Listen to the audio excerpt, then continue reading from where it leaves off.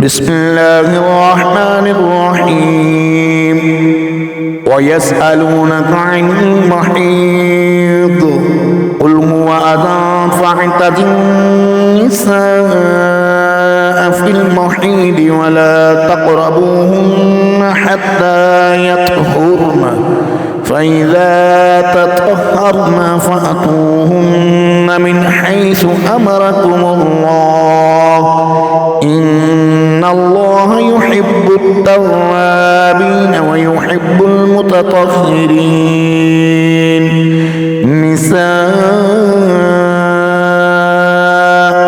حرث لكم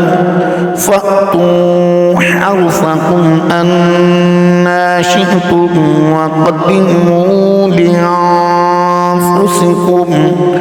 واتقوا الله واعلموا أنكم ملاقوه وبشر المؤمنين ولا تجعلوا الله عرضة لأيمانكم أن تبروا وتتقوا وتصلحوا بين الناس والله سميع عليم لا يؤاخذكم الله باللغو في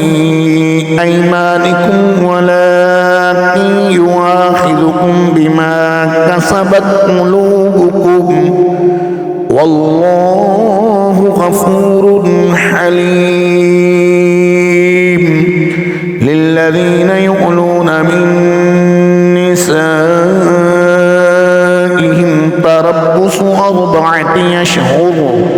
فإن فاءوا فإن الله غفور رحيم وإن عزموا الطلاق فإن الله سميع عليم والمطلقات يتربصن بأنفسهن 3 قروء ولا يحل لهن أن يكتمن ما خلق الله في أرحامهن إن كن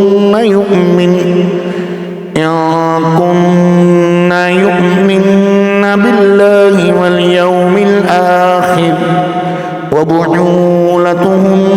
أحق بردهن في ذلك إن أرادوا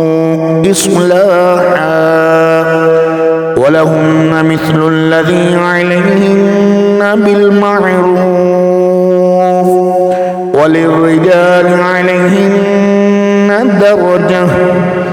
والله عزيز حكيم.